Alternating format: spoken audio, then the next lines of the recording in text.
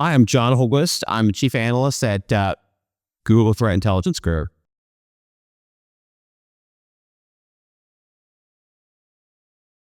Well, I think, if you're doing this as long as I have, I think that inevitably you're just going to watch these adversaries evolve. So a long time ago, I can remember when a lot of the espionage actors weren't really interested or worried about getting caught. And so they were doing things like dialing back into their own country when it comes to their command and control, or doing a lot of social engineering and less sophisticated attacks, with using really loud malware, things like that. What's changed over the last 20 years is they have gotten way better. And interestingly, I think we've gotten better. We've actually gotten better at fighting social engineering and finding those bad IP addresses or their command and control and that bad malware. But they've evolved with us, right? And so it's like we're constantly trying to keep up with it. It's a race.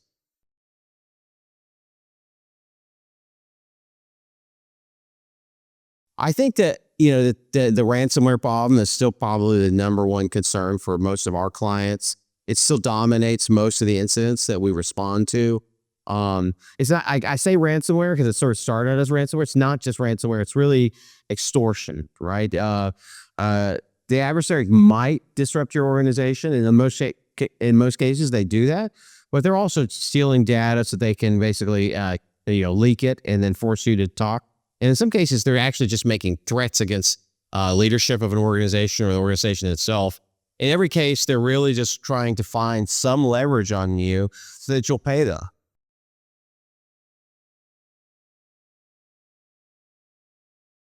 Well, I think that we've actually come a long way, right? And that's the reason the adversaries are evolving. We've got a lot of better controls. Our EDRs are better. We're better at threat intelligence process is a lot better at finding these things and sharing them across the enterprise. And we're better at finding things in email platforms and problems like that. And that's really why they're adapting their process, right? Social engineering, for instance. They would send you an email right off the bat with something to click or something to download. And almost immediately you would know that something was wrong. Well, people are they're smarter now, and they recognize that. And so instead of doing that, they're having a conversation, like maybe even a month-long conversation before they ever send anything malicious. And what that tells me is that we're actually forcing them to work for a whole month, right? Rather than they didn't have to do. We're being more successful. That's okay, and that's good news.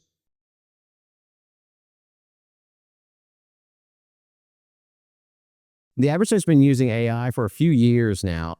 The number one capability that associated with AI that they're really using is the ability to do social engineering, right? They're the ability to sort of fabricate pictures, fabricate conversations or language, to fabricate that audio and video. And what they really use this for is in the social engineering, the sort of approach. They usually want to convince somebody that they're somebody that they aren't. I just talked about the fact that some of these social engineering problems last them a month. Well, that takes a lot of work, right? And so AI can actually help make it easier for them to do that stuff. That's the bad news. The good news is that AI has a lot to offer us as defenders.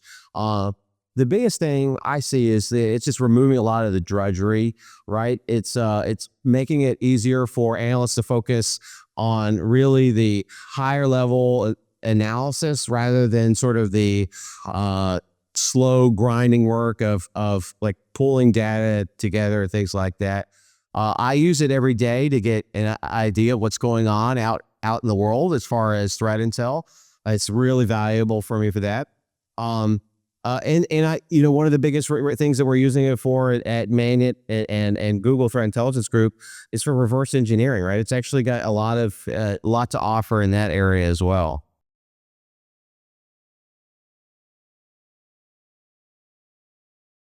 I think still the number one threat in this region, and the one that you'll hear from clients that they're most concerned about, is ransomware and extortion, right? It's adversaries gaining access to your organization and leveraging that access to force you to pay them, probably through cryptocurrency.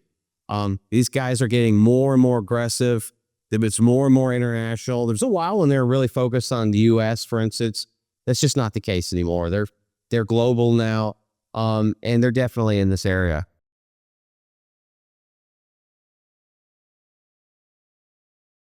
This is my first year at Gisec. But I will say that how do you feel that it's been a wonderful conference, and I think it really shows that the region's come a long way. It's sort of fighting this problem.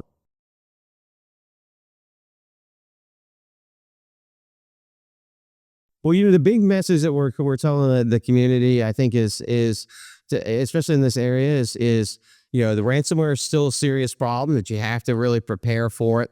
I just had a conversation with a client who was talking to me about how when these incidents happen, people lose their minds, right? And it's almost understandable, right? Because they're very public incidents. If your data is about to be leaked, but you can't hide from it, you can't quietly manage it. You have to face it head on. If your operations are disrupted, you have to face that head on. You have to prepare for that, right? And I think that's a big part of the conversation with that.